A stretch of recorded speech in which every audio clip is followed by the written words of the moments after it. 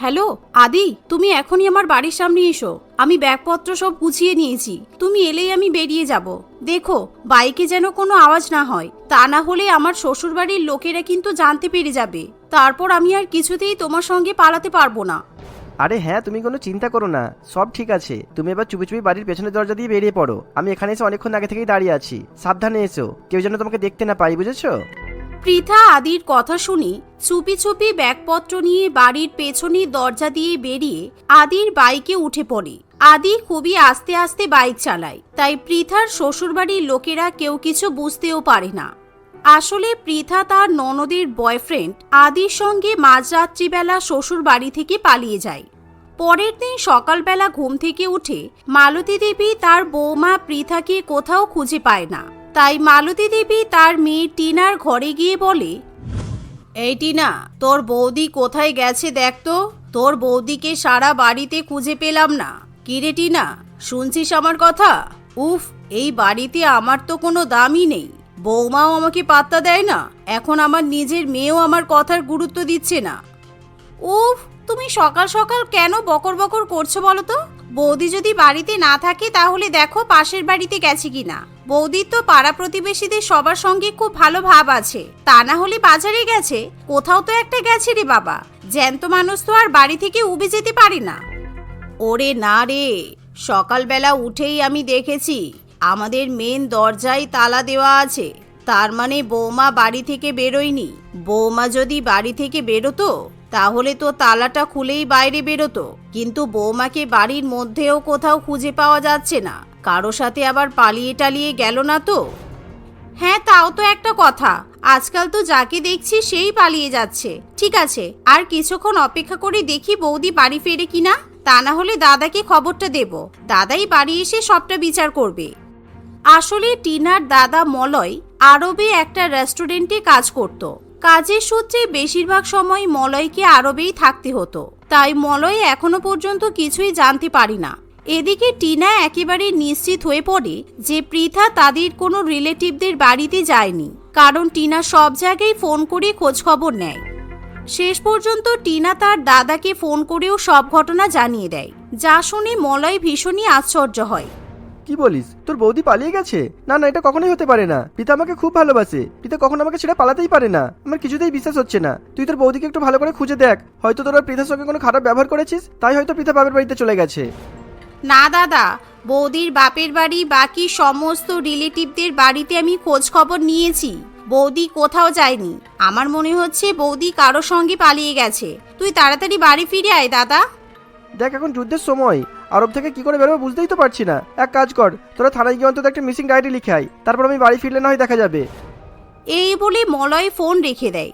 এদিকে টিনা খেয়াল করে কাল রাত থেকে তার বয়ফ্রেন্ড আদি একটাও মেসেজ সিন করেনি। এমনকি টিনা তাকে সকাল থেকে বারবার ফোন করলেও আদি কিছুতেই তার ফোনও ধরে না। টিনার কেমন যেন সন্দেহ হওয়ায় সে বারে বারে আদিকে ফোন করতেই থাকে। শেষ পর্যন্ত আদি ফোন ধরার পর বলে, তুমি বারবার আমাকে ফোন করছো কেন? যখন আমি তোমার মেসেজে রিপ্লাই করছি না, ফোন ধরছি না, তার মানে নিশ্চয়ই আমি ব্যস্ত আছি। বারবার আমাকে বিরক্ত করা বন্ধ করো, তা না হলে তোমার নাম্বারটা কিন্তু আমি সোজা ব্লক লিস্টে ফেলে দেবো। আদি, তুমি আমার সঙ্গে এরকম ব্যবহার করছো কেন? আমি কি এতটাই খারাপ? বেশ কিছুদিন ধরে দেখছি তুমি আমাকে ইগনোর করছো। কাল রাত থেকে আমাকে পাত্তাই দিচ্ছ না। আমি তো তোমার গার্লফ্রেন্ড। ও আচ্ছা, তাই নাকি? এতদিন বাদে মনে পড়েছে তুমি আমার গার্লফ্রেন্ড? তোমার তো নিজেরই খেয়াল থাকে না যে তুমি আমার গার্লফ্রেন্ড। যাই হোক, দেখো, আমি তোমাকে একটা কথা স্পষ্ট করে বলে দিতে চাই, আমি এই সম্পর্কে বেশি সময় দিতে পারবো না। সময় দিতে পারবে না মানে? তুমি এখনই আমার সঙ্গে দেখা করো, না হলে আমি কিন্তু তোমার বাড়িতে চলে যাব। তুমি কিন্তু আমার সঙ্গে একদমই ঠিক করছো না। তোমাকে এখনই আমার সঙ্গে দেখা করতেই হবে।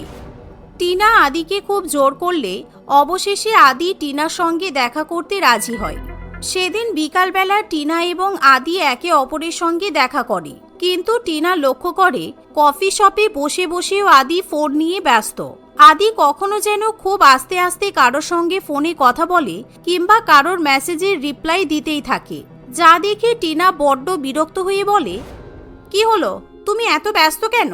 তোমার এমন কি কাজ আছে যে তুমি সারাক্ষণ ফোনের মধ্যে ঢুকে বসে আছো? এদিকে আবার আমার বৌদি পালিয়ে গেছে, তাও আমি তোমার মতো এত ব্যস্ত হচ্ছি না। তাহলে তো বলতে হবে তুমি তোমার বৌদিকে ভালোই বাসো না। তোমার বৌদি পালিয়ে গেলে এতক্ষণ আমি যে কোনো ভাবেই হোক তোমার বৌদিকে খুঁজে আনতাম। তুমি আমার সঙ্গে যেরকম গিরগিটির মতো ব্যবহার করো, তাতে তোমার বৌদির সঙ্গে ভালো ব্যবহার করবে এটা আমি একদমই আশা করতে পারি না। আদির কথা শুনে টিনার খুব খারাপ লাগে, কারণ আদি এবং টিনার প্রায় 10 বছরের সম্পর্ক। আদি অনেক বছর ধরেই টিনাকে বিয়ের কথা বলে আসছে, কিন্তু টিনা কিছুতেই এখনো বিয়ের জন্য রাজি হয় না।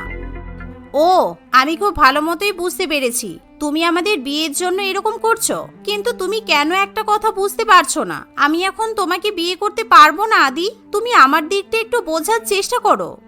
তুমি যখন আমাকে বিয়ে করতে পারবে না, তাহলে তোমার সঙ্গে আমার সম্পর্ক রেখে কি লাভ? এই বলে আদি সেখান থেকে উঠে চলে যায়। অনেকবার আটকানোর চেষ্টা করলেও আদি কিছুতেই টিনার কথা শুনতে চায় না। তাই টিনা মনের দুঃখে বাড়িতে ফিরে আসে। দেখতে দেখতে এভাবে প্রায় 1 সপ্তাহ কেটে যায়। এদিকে পৃথার শ্বশুর বাড়ি থেকে পালানোর ঘটনা তাদের পাড়া প্রতিবেশী আত্মীয় স্বজন প্রত্যেকেই জেনে যায়। একদিক থেকে ভালোই হয়েছে টিনা, বুঝলি? তোর বৌদি যখন পালিয়ে গেছে, তোর দাদার আমরা আবার একটা নতুন করে বিয়ে দেব, আর এবার বিয়েতে অনেক টাকা যৌতুক নেব। আমি তো ভাবছি তোর নতুন বৌদি আজ থেকেই দেখা শুরু করে দেব। এই কথা শুনে টিনা মনে মনে খুবই খুশি হয়, কারণ টিনা নিজেও তার বৌদিকে খুব একটা পছন্দ করতে পারত না। কিন্তু টিনা তখনও পর্যন্ত আদিকে নিয়ে মনে মনে খুবই দুশ্চিন্তা করতে থাকে, কারণ টিনা খুব ভালো মতোই বুঝতে পারে সে যদি আদিকে বিয়ে না করে তাহলে আদি তার সঙ্গে ব্রেকআপ করে নেবে। তাই টিনা মনে মনে ভাবে, আমার বৌদি তো নিশ্চয়ই কোনো এক ছেলের সঙ্গে পালিয়ে গেছে, এটা আমি একেবারে কনফার্ম। এদিকে আমার মা ঠিক করেছে আমার দাদার অন্য কোনো বড়লোক মেয়ের সঙ্গে বিয়ে দেবে। এখন তাহলে আমি আদিকে বিয়ে করতে পারবো, কারণ দাদা বিয়েতে যা যৌতুক পাবে সেই যৌতুকের টাকা দিয়ে দাদা নিশ্চয়ই এখানে একটা ব্যবসা শুরু করতে পারবে। দাদাকে আর কষ্ট করে বিদেশে পড়ে থাকতে হবে না। আসলে মলয় আরবের রেস্টুরেন্টে কাজ করে যা টাকা পাঠাতো তাতে টিনার পরিবারের সংসার ঠিকমতো চলতো না, কারণ মলয় খুব কম টাকা পারিশ্রমিক পেত। তবে মলয়ের নিজস্ব একটা ব্যবসা শুরু করার ইচ্ছা ছিল। টাকার অভাবে মলয় কিছুতেই ব্যবসা শুরু করতে পারত না। তার উপর পৃথার বাপের বাড়ির পরিবার গরিব হওয়ায় পৃথার বাবা মা কখনোই মলয়কে টাকা দিয়ে সাহায্য করতে পারেনি। তাই পৃথাকে তার ননদ এবং শাশুড়ি মা একেবারেই সহ্য করতে পারত না, বরং টিনা নিজে চাকরি করে তাদের সংসারে খরচা দিত। তাই টিনা এখনো পর্যন্ত আদিকে বিয়ে করতে রাজি হয়নি, কারণ টিনা নিজের পরিবারের কথা ভেবেই আদিকে বিয়ে করতে পারে না। দেখতে দেখতে এভাবে আরো 2-1 দিন কেটে যায়। এরই মধ্যে একদিন আদির এক বন্ধু টিনাকে ফোন করে বলে, টিনা, শুনেছো কি হয়েছে? আদি নাকি কার একটা বউকে নিয়ে পালিয়েছে। ও মাই গড, আমি তো ভাবতেই পারছি না আদি এরকম কাজ করবে। তোমার মতো একটা ভালো মেয়েকে আদি এইভাবে ধোকা দিল। সুরেশের কথা শুনে টিনার মন একেবারে ভেঙে যায়। কি, আদি কারোর বউকে নিয়ে পালিয়ে গেছে? হায় রে, এ আমার কি সর্বনাশ হলো! আমি তো আদিকে বিয়ে করব বলে ঠিক করে ফেলেছি। আমার এখন কি হবে? আমি তো আদিকে কিছুতেই ছাড়তে পারবো না। দাঁড়াও, আমাকে ধোকা দিয়ে অন্য মেয়েকে বিয়ে করা? আমি এখনই ওর বাড়িতে যাচ্ছি। এই বলে টিনা তখনই আদির বাড়িতে গিয়ে হাজির হয়, আর সেখানেই টিনা নিজের বৌদি পৃথাকে খুঁজে পায়। টিনা স্বপ্নেও ভাবতে পারেনি আদি তার বৌদির সঙ্গে পালিয়ে যেতে পারে। এ কি বৌদি, তুমি এখানে? তার মানে আদির সঙ্গে তুমি পালিয়ে এসেছিলে? তুমি আর অন্য কোনো ছেলে পাওনি? শেষ পর্যন্ত আমার বয়ফ্রেন্ডের সঙ্গে তোমাকে পালাতে হলো? ছি, এতদিন তুমি আমাকে বলতে তুমি নাকি আদিকে ভাইয়ের চোখে দেখো, তাহলে এখনো তোমার ভাইয়া থেকে সাইয়া হয়ে গেল কি করে? না না টিনা, তুমি আমাকে ভুল ভাবছো। তুমি যেরকম ভাবছো একদমই সেরকম নয়। আমার কথাটা একটু বোঝার চেষ্টা করো। আমি এখানে এমনি এমনি পালিয়ে আসিনি, তার পেছনে অনেক বড় একটা কারণ আছে। থামো, আমাকে দেখে কি মনে হয় আমি কচি খুকি? আমি সব বুঝতে পারছি। আসলে আদি আমাদের বাড়িতে যাওয়া আসা করতো, আর আমার দাদাও তো বিদেশে থাকে। তাই তুমি অন্য কোনো ছেলে না পেয়ে আমার বয়ফ্রেন্ডের সঙ্গে পরকিয়া করে বসেছো। এভাবেই টিনা আদি এবং পৃথাকে অনেক উল্টোপাল্টা কথা শোনাতে থাকে। ঠিক এমন সময় আদির ঘর থেকে তার বৃদ্ধা মা রত্নাদেবী হুইল চেয়ারে করে বাইরে বেরিয়ে আসে। আসলে কিছুদিন আগে সিঁড়ি থেকে পড়ে গিয়ে রত্নাদেবী গুরুতরভাবে আহত হয়। তুমি শুধু শুধু নিজের বৌদিকে দোষ দিচ্ছ। আজকে যদি তোমার বৌদি না থাকতো তাহলে আমাকে কে সেবা করতো আমি জানি না। আদি অফিসের কাজে সারা দিন ব্যস্ত থাকে, আমার চিকিৎসার জন্য আবার রাত্রিবেলাতেও নাইট ডিউটি করছে। বাড়িতে তো কাউকে একটা থাকা দরকার, তাই তোমার বৌদি এখানে থেকে আমার অনেক সেবা করছে। আজকে যদি তুমি আমার ছেলেটার সঙ্গে বিয়ে করতে, তাহলে আর তোমার বৌদি এখানে পালিয়ে আসতো না। হ্যাঁ, বৌদি না থাকলে আমাদের খুব অসুবিধা হয়ে যেত। আমার মায়ের এরকম অ্যাক্সিডেন্ট হওয়ার পর বৌদির হঠাৎ করে ফোন আসলে আমি সঙ্গে সঙ্গে বৌদিকে ফোন করে সব ঘটনা জানাই। বেশ কিছুদিন আগে আদি পৃথাকে ফোন করে বলে, বৌদি, আমি মাকে নিয়ে খুব চিন্তায় আছি। মা আজকে সিঁড়ি থেকে পড়ে গেছে, পায়ে মাথায় প্রচণ্ড চোট লেগেছে। আমি বুঝতে পারছি না কি করব। ও মা, সে কি? উনি এখন কেমন আছেন? এখন তো ভালো আছেনি, কিন্তু ওনার দেখভাল করার জন্য 24x7 কাউকে না কাউকে চাই। আর আমি তো অফিসের কাজে ব্যস্ত থাকি, আর আমার ইম্পর্টেন্ট মিটিংও আছে। কি করে যে কি করব, কিভাবে সামলাবো কিছু বুঝতে পারছি না। তোমার ননদ তো আমাকে বিয়ে করতে রাজি হচ্ছে না। আচ্ছা বেশ, তুমি কোনো চিন্তা করো না, আমি আন্টির দেখাশোনা করব। কিন্তু আমার শাশুড়ি মা হয়তো কখনো তোমার বাড়িতে গিয়ে এতদিন থাকতে দেবে না। তুমি তো জানো আমার শাশুড়ি মা ননদ আমার উপর কিভাবে অত্যাচার করে। আমাকে বাড়ির বাইরে কখনো বেরোতে দেয় না। আমার বাপের বাড়ি গরিব বলে আমাকে বাপের বাড়িতেও যেতে দেয় না, পাড়ার কারোর সঙ্গে মিশতে দেয় না। তাই আমাকে বাড়ি থেকে চুপি চুপি পালিয়ে যেতে হবে, তবে আমি কাকিমার সেবা করতে পারবো। এছাড়া আর আমাদের কাছে কোনো উপায় নেই। কিন্তু বৌদি, এটা করা কি ঠিক হবে? তোমাকে চুপি চুপি যদি নিয়ে যাই তাহলে তো সবাই ভাববে তুমি পালিয়ে গেছো। না না, ওটা মোটেও ঠিক হবে না। আরে না, কেউ কিছু ভাববে না। এখন কাকিমার খেয়াল রাখাটা সব থেকে আগে দরকার। এই ভেবে পৃথা আদির সঙ্গে পালিয়ে যায়। টিনা যখন সমস্ত ঘটনা শোনে তখন তার ভীষণই অনুশোচনা হয়। আদি, তুমি প্লিজ আমাকে ক্ষমা করে দাও। বৌদি, তুমিও আমাকে ক্ষমা করে দাও। আমি তোমাদের দুজনকে খুব ভুল ভেবেছি। আসলে আমি যদি আদিকে বিয়ে করতাম তাহলে এমন কিছু কখনোই হতো না। তবে আমি ঠিক করেছি, দাদা এবার বিদেশ থেকে ফিরলেই আমি তোমাকে বিয়ে করব আদি। আর হ্যাঁ টিনা, আমি যা করেছি শুধুমাত্র তোমার জন্য করেছি। তুমি আমাদের জন্য অনেক স্যাক্রিফাইস করেছো। মলয় বিদেশ থেকে টাকা পাঠালেও তাতে কখনোই সম্পূর্ণ রকমভাবে আমাদের সংসার চালানো সম্ভব হতো না। কিন্তু তুমি নিজে চাকরি করে সেই টাকা দিয়ে আমাদের সংসার চালিয়েছো। তার উপর আদি আমাকে বলেছিল তুমি ওকে বিয়ে করতে চাও না, তাই আদি এবার অন্য মেয়েকে বিয়ে করবে। আমি শুধুমাত্র তোমার আর আদির সম্পর্ক বাঁচানোর জন্য এরকম একটা সিদ্ধান্ত নিয়েছিলাম। তুমি আমাদের সংসারের জন্য কত ভাবো, তাই তোমার হবু স্বামীর সংসারের জন্য আমি এটুকু তো করতেই পারি। বৌমা, তুমি এবার বাড়িতে ফিরে যাও। এতদিন তোমাকে এখানে আটকে রেখে তোমার নামে অনেক মিথ্যা অপবাদ ছড়িয়েছে। আমি আর তোমার নামে খারাপ কথা শুনতে চাই না। এই কথা শুনে আদি টিনা এবং পৃথাকে তাদের বাড়িতে দিয়ে আসে। ততক্ষণে মলয়ও বিদেশ থেকে নিজের বাড়িতে ফিরে আসে। কি হলো টিনা, তুই নাকি বলছিলি তোর বৌদি কার সঙ্গে পালিয়ে গেছে? এই তো তোর বৌদি এখানে। পৃথা, তুমি কি কারোর সঙ্গে পালিয়ে গেছিলে? এসব তোমার নামে আমি কি শুনছি? আরে না না দাদা, আসলে তোকে জানানোই হয়নি। বৌদি কোথাও পালিয়ে যায়নি। বৌদি এতদিন মায়ের বাড়িতে ছিল, কারণ বৌদির মায়ের খুব শরীর খারাপ। দেখতে দেখতে কিছুদিনের মধ্যে টিনা এবং আদিরও বিয়ে হয়ে যায়। বিয়ের পর টিনা তার শ্বশুর বাড়িতে গিয়ে অসুস্থ শাশুড়ির সেবা যত্ন করতে থাকে। বাবুলাকে সেদিন বড়ই অসহায় দেখাচ্ছিল। বর্ষার খারাপ কাদামাখা রাস্তা, তার উপরে তার একটা পা খারাপ ছিল। শরীর তার অসুস্থ হলেও মনোবল তখনও তার প্রখর ছিল। আর সে তার মনোবলের কারণেই হয়তো এত দূর হেঁটে এসেছিল। না, আমাকে ভেঙে পড়লে হবে না। সামনেই ঈদ, আমাকে এই কদিন কিছু না কিছু কাজের জোগাড় করতেই হবে। আমাদের দুজনের না হয় কিছু না হলেও চলে যাবে, কিন্তু আমাদের বাপন, আমি বাপনকে কিভাবে বোঝাবো? ও তো নতুন জামা কাপড়ের জন্য প্রতিদিনই বলছে। কয়েকদিন পরেই তো ঈদ, যেভাবেই হোক আজ আমাকে কিছু না কিছু কিনে নিয়ে যেতেই হবে। এভাবে দৃঢ় মনোভাব নিয়ে বাবুলা আবারও অন্য কোনো জায়গায় কাজের আশায় পথ হাঁটছিল। আসলে বাবুলার অবস্থা প্রথম থেকে এরকম ছিল না। কয়েক মাস আগে সে যখন আইটিসি কোম্পানিতে কাজ করত, তখন তাদের সংসার বেশ ভালোভাবেই চলত। কিন্তু একদিন তাদের ফ্যাক্টরিতে আগুন লেগে যায়। বাবুলাকে ঠিক সময় উদ্ধার করে হসপিটালে ভর্তি করে চিকিৎসা করলে সে প্রাণে তো বেঁচে যায়, কিন্তু তার একটি পা কেটে বাদ চলে যায়। সেদিন থেকে তাদের সংসারে দুঃখ নেমে আসে। বাবুলা তার স্ত্রী লতিকা এবং এক ছেলে বাপনের সঙ্গে দানেশেক লেনে বাড়ি ভাড়া নিয়ে থাকত।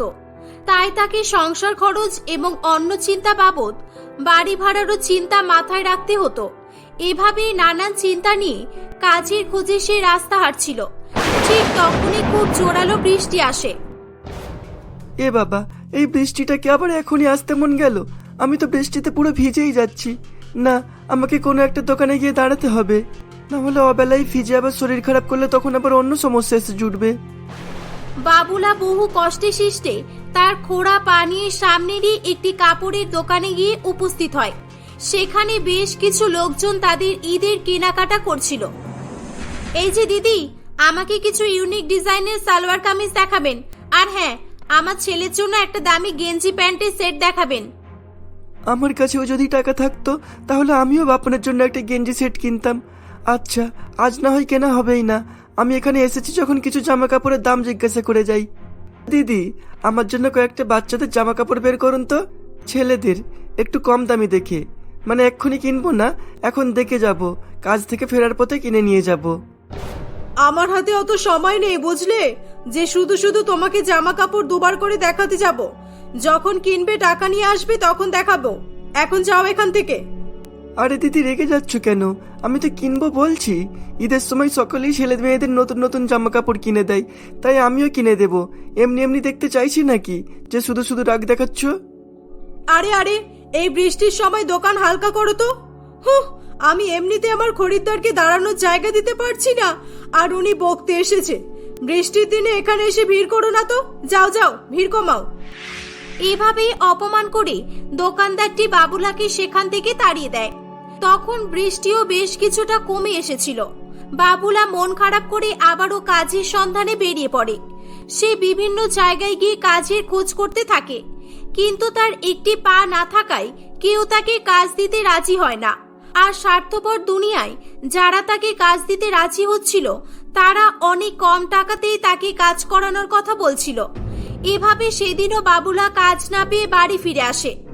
বাড়িতে এসে দেখে তার ছেলে বাপন জামা জুতা পরে আগে থেকেই রেডি হয়ে দাঁড়িয়ে আছে। আরে, তুমি এখানে রেডি হয়ে দাঁড়িয়ে আছো যে? কোথাও যাচ্ছিলে নাকি? আমার তো মনে হয় আমার দুষ্টুটি আজ মনে হয় বন্ধুদের সঙ্গে খেলতে যাওয়ার জন্যই তৈরি হয়েছে। না বাবা, আমি বন্ধুদের সঙ্গে নয়, তোমার সঙ্গে ঈদের কেনাকাটা করতে যাব বলেই রেডি হয়েছি। তুমি যে কাল বললে আজকে আমাকে মার্কেটিং করতে নিয়ে যাবে, তো সেই জন্য। দেখো না, তুমি যখন বাড়ি থেকে বেরিয়েছো সেই তখন থেকে রেডি হয়ে বসে আছে। তুমি নাকি আজকে ওকে ঈদের শপিং করাতে নিয়ে যাবে? হ্যাঁ, নিয়ে যাব বলেছিলাম, কিন্তু লতিকা, আজও আমার কাজ হয়নি। আর অল্প টাকায় যেসব কাজের কথা বলছো সেগুলো কখনোই করা সম্ভব নয়। এখন আমিই বা কি করব বলো? তুমি তো ওকে অন্য কিছু বলে ভুলিয়ে রাখতে পারতে। লতিকা তার স্বামীর অবস্থাটা বুঝতো ঠিকই, কিন্তু তারও আর কিছু করার ছিল না। তার ছেলের অবুঝ প্রশ্নের সামনে সে নত স্বীকার করেছিল। যেখানে আশেপাশে সকল বাড়ির বাচ্চাদের ঈদের জামা কাপড় কেনা হয়ে গিয়েছিল, সেখানে শুধুমাত্র বাপনেরই বাকি ছিল। বাপনের মন খারাপ হয়ে গেছে দেখে লতিকা বলে, আমি পারলে কি আর বুঝিয়ে রাখতাম না? ওকে কত বোঝাবো বলো? ও তো বাচ্চা। আমাদের যেমন তেমন ঈদ কাটুক না, কিন্তু ওকে তো একটা অন্তত জামা কিনে দিতেই হবে। আচ্ছা ঠিক আছে, আমি দেখছি কাল কিছু একটা ব্যবস্থা করব। এই বলে বাবুলা ঘরের মধ্যে চলে যায়। এভাবে সেদিনটা কেটে যায়। পরের দিন কোনো উপায় না পেয়ে বাবুলা কম টাকাতেই দিনমজুরের কাজ করার সিদ্ধান্ত নেয়।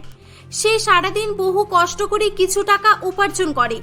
সেই টাকা দিয়ে সে বাড়ি আসার সময় বাপনের জন্য একটি জামা কিনে বাড়ি নিয়ে আসে। তখনও রিমঝিম করে বৃষ্টি পড়ছিল, কিন্তু আজকে বাবুলার মন খুশি ছিল, কারণ সে তার ছেলের জন্য জামা কিনে নিয়ে এসেছিল। কিন্তু বাড়িতে এসে দেবরাজ বাবুকে দেখতে পেয়ে তার খুশি মন হঠাৎ করেই দুঃখিত হয়ে পড়ে। দেবরাজ বাবু ছিল বাবুলার বাড়ির মালিক। দেবরাজ বাবু খুবই রাগান্বিত অবস্থায় ছিল, আর সে বাড়ির সমস্ত জিনিসপত্র বাইরে বের করে দিচ্ছিল। বাবু, আমাদের উপরে দয়া করুন। আমরা এই বর্ষায় কোথায় থাকবো? বউ বাচ্চাকে নিয়ে কিভাবে রাত কাটাবো? তোমরা কোথায় থাকবে আমি জানি না, তবে আমার 3 মাসের বাড়ি ভাড়া না দিলে আবার বাড়িতে থাকতেও দিতে পারবো না। এটা কোনো সরকারি সম্পত্তি নয় যে ভাড়া না দিয়েই দিনের পর দিন থাকতে পারবে তোমরা। আমি কথা দিচ্ছি বাবু, সামনের মাস থেকে আমি নিশ্চয়ই বাড়ি ভাড়া দেওয়ার চেষ্টা করব। এখন এই ঈদের সময় আমাদের উপরে একটু রহম করুন বাবু। বাবুলা যখন কথা বলছিল, কান্নাকাটি করছিল, তখন তার হাতে বাপনের জন্য কিনে আনা জামার প্যাকেটটিও ছিল। এটা দেখে দেবরাজ বাবু আরো রেগে যায়। কি তোর হাতে ওটা কি দেখতে পাচ্ছি? দেখি, নতুন কাপড় তাই তো? ছি ছি ছি, তোদের লজ্জা করে না? লোকের এত টাকা বাকি রেখে ঈদের মার্কেটিং করছিস। যদিও তুই খোঁড়া, তাই তোর প্রতি আমার মায়াও হয়, কিন্তু তোদের এই ফুটানি আর নবাবী চাল দেখে আমি তো তোদেরকে এখনই তাড়িয়ে দেব। এই বলে দেবরাজ বাবু বাবুলার হাত থেকে প্যাকেটটি কেড়ে নিয়ে ফেলে দেয়। এটা দেখে বাবুলার চোখ থেকে জল বেরিয়ে আসে। সে বড়ই শখ করে বাপনের জন্য জামাটি কিনে নিয়ে এসেছিল। তারা প্রথম থেকেই অসহায় ছিল। এখন দেবরাজ বাবু তাদেরকে সেখান থেকে তাড়িয়ে দিলে বর্ষার দিনে তার পরিবারকে নিয়ে কোথায় যাবে সে কিছুই ভেবে পাচ্ছিল না। একে তো তার আগে থেকে অনেক সমস্যা ছিল, কিন্তু তখন বর্ষাকাল হওয়ায় তারা আরো অনেক বেশি সমস্যায় পড়েছিল। তুমি আর মন খারাপ করো না লতিকা, ঈশ্বর আমাদের ভাগ্যে যা রেখেছেন সেটাই হবে। এখন তাড়াতাড়ি হাঁটো, মেঘে আকাশ ঘনিয়ে এসেছে, এই বৃষ্টি এলো বলেই কথা। কিন্তু আমরা কোথায় যাব সেটাই তো জানি না গো।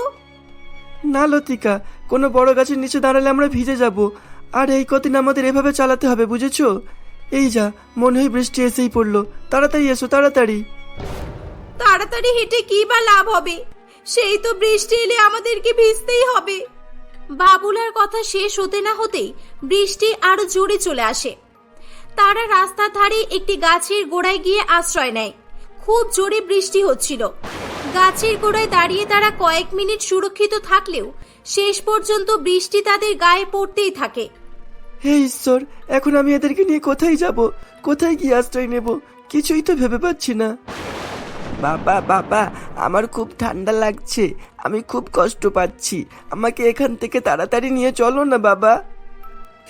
হ্যাঁ রে বাবা, নিয়ে যাব, তুই একটু ধৈর্য ধর, বৃষ্টিটা থামতে দে। এই তুমি কেঁদো না, একটু শক্ত হও। আর ওই দেখো, ওখানে বড় বড় কংক্রিটের পাইপ রাখা আছে, আমরা বরং ওই পাইপের মধ্যে গিয়ে বসি, তাহলে আমাদের গায়ে জল পড়বে না। বাবুলা তখনও বাচ্চাদের মতো কেঁদেই যাচ্ছিল। লতিকা জোর করে তাদেরকে রাস্তার পাশে রাখা বড় বড় কংক্রিটের পাইপের মধ্যে নিয়ে যায়, যেখানে গেলে তারা বেশ কিছুক্ষণ বৃষ্টির হাত থেকে রেহাই পায়। ধীরে ধীরে বৃষ্টির পরিমাণ এবং স্থায়িত্ব বাড়তে থাকে। বৃষ্টির জল কংক্রিটের পাইপের মধ্যেও ঢুকতে শুরু করে। এখানেও জল ঢুকছে, আমাদেরকে কোনো উঁচু জায়গাতে গিয়ে আশ্রয় নিতে হবে। হ্যাঁ, শিগগিরই এখান থেকে চলো, আমার তো মনে হচ্ছে বৃষ্টির জন্য বন্যা হতে পারে। হে ঈশ্বর, আমাদেরকে রক্ষা করো। হ্যাঁ, তুমি আগে চলো, আমি বাপনকে নিয়ে পিছনে পেছনে আসছি। রাস্তাটা বেশ উঁচু আছে, আগে রাস্তায় ওঠো, তারপর কোথায় যাব ভাবা যাবে। তারা কংক্রিটের পাইপ থেকে বেরিয়ে রাস্তার উপরে চলে আসে, কিন্তু সেখানেও তাদের কোমর পর্যন্ত জল ছিল। বাবুলা তার বাচ্চা এবং স্ত্রীকে নিয়ে কি করবে, কোথায় যাবে কিছুই ভেবে পাচ্ছিল না। ধীরে ধীরে জলোচ্ছ্বাস বাড়তে থাকে এবং সকলেই যে যার বাড়ি থেকে বাইরে বেরিয়ে আসে। এমনিতেই বাবুলার একটি পা ছিল না, তার উপরে সে বাপনকে ধরেছিল। এভাবে হাঁটতে তার খুবই অসুবিধা হচ্ছিল। ইতিমধ্যে জলের স্রোত আরো বেড়ে যায়, যার ফলে বাবুলার হাত থেকে বাপন বিচ্ছিন্ন হয়ে যায়। সে লতিকাকেও আশেপাশে দেখতে পায় না। তখন সে প্রাণে বাঁচতে নদী সমান জলে কষ্ট করে সাঁতার কাটতে থাকে। বেশ কিছুক্ষণ পর উদ্ধার কর্মীরা এসে তাকে উদ্ধার করে ক্যাম্পে নিয়ে যায়। সেখানে গিয়ে সে তার পরিবারের কাউকে দেখতে না পেয়ে খুবই ভেঙে পড়ে। হে ঈশ্বর, এ আমাদের সঙ্গে কি হলো? আমি বরবাদ হয়ে গেলাম, আমার পরিবারের কাউকেই আমি পাচ্ছি না। যাদেরকে নিয়ে আমি বাঁচার স্বপ্ন দেখেছিলাম তারাই আমাকে ছেড়ে চলে গেল। এর থেকে তো ভালো হতো যদি আমি মরেই যেতাম। এভাবেই বাবুলা বেঁচে গিয়েও মরে যাওয়ার জন্য প্রার্থনা করছিল। ঠিক তখনই সে পেছন থেকে চেনাশোনা গলার আওয়াজ শুনতে পায়। সেটি আর অন্য কারোর আওয়াজ ছিল না, আওয়াজটি ছিল তার স্ত্রী লতিকা এবং তার ছেলে বাপনের। তাদেরকে জীবিত দেখতে পেয়ে বাবুলা খুবই খুশি হয়। পরের দিন বৃষ্টি থামলে সরকারের পক্ষ থেকে সকলকে নিজের নিজের বাড়িতে পৌঁছে দেওয়া হয়। বাবুলার কোনো ঘরবাড়ি নেই জেনে সরকার থেকে তাকে একটি বাড়ি দেওয়া হয় এবং ব্যবসা করার জন্য তাকে কিছু টাকাও দেওয়া হয়। বাবুলা খুবই খুশি হয়। হয়তো শুরুতে বর্ষাকাল তার জীবনে অভিশাপের মতোই এসেছিল, কিন্তু বর্ষাকালের কারণেই হয়তো আজ তার জীবন পরিবর্তিত হয়েছিল। বাবুলা ওই টাকা দিয়ে একটি মুদিখানার দোকান খোলে এবং কয়েকদিনের মধ্যেই তার ছেলে এবং বউকে নতুন জামা কাপড় কিনে দেয়। এভাবেই আনন্দের সঙ্গে তারা খুশির ঈদ উদযাপন করে।